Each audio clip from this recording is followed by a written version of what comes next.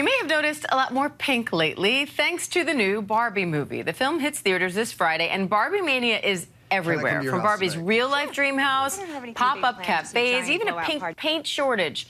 So let's take this to our group chat. ABC's Will Gans, business reporter Alexis Christoforous, and chief correspondent at Variety, Elizabeth Wagmeister, are here to unpack Barbie mania for me. Will, you came prepared. I brought the pink glasses, you guys. I hope I'm serving energy this morning. So did I, by the way. Love it. We are ready to go here. So Barbie mania is everywhere. Their marketing strategy, Will, is clearly working.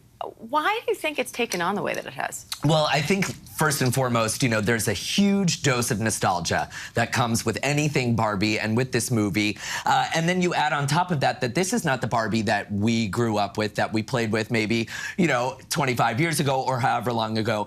Barbie has grown up with us. So the message of the movie, the feminist message of the movie, is very apropos of 2023. And then you throw in, of course, a social media campaign like we've never seen before.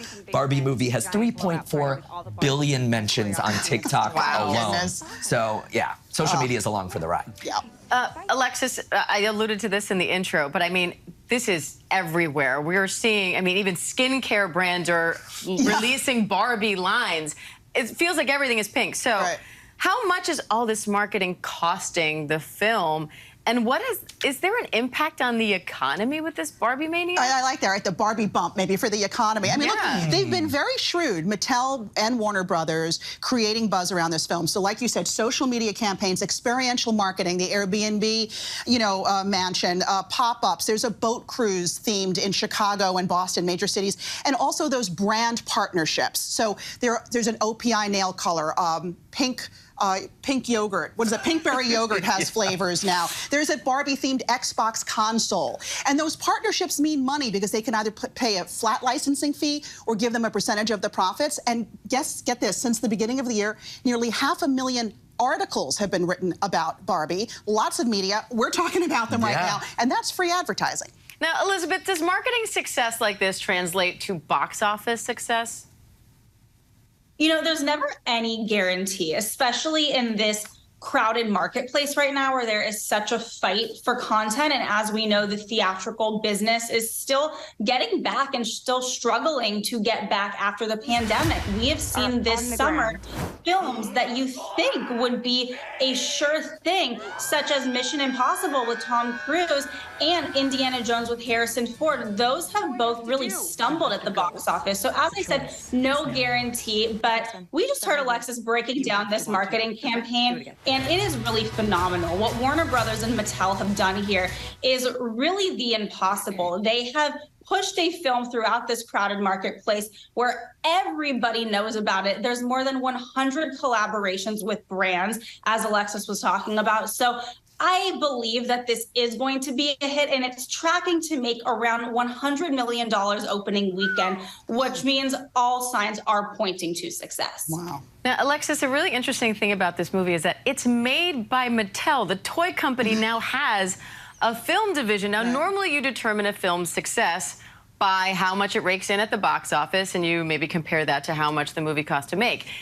In this case, even if this movie flops, is it still a success if it gets people buying Barbie products? You can make an argument that, yes. I mean, I'm going to be really curious to see how Barbie does during the Christmas season, months after this movie comes out, because I think there's going to be a really long tail. I think Mattel's using this as a blueprint. They're opening the toy box to make their next films. They've got Hot Wheels, Polly Pocket, Barney in the works, 45 different toy concepts. So if this film does well, even if it doesn't do well at the box office, if marketing and the brand sell, that could be all the difference. Now, Will, this movie's filled with a lot of A-listers. Obviously, Margot Robbie and Ryan Gosling, but Issa Rae, Kate McKinnon, Will Ferrell, the list goes on and on.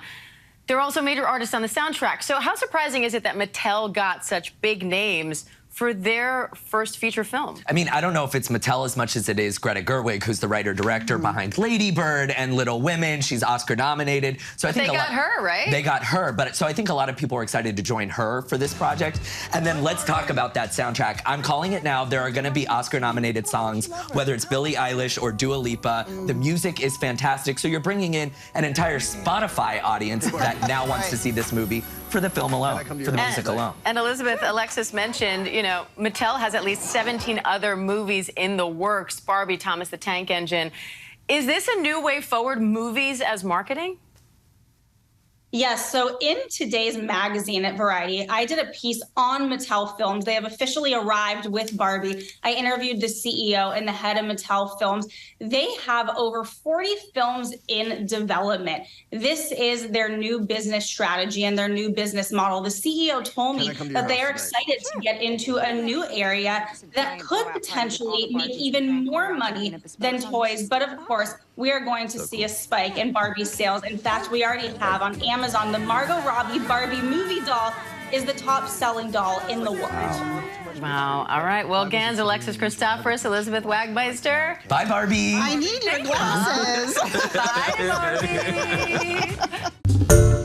Hi, everyone. George Stephanopoulos here. Thanks for checking out the ABC News YouTube channel. If you'd like to get more videos, show highlights, and watch live event coverage, click on the right over here to subscribe to our channel. And don't forget to download the ABC News app for breaking news alerts. Thanks for watching.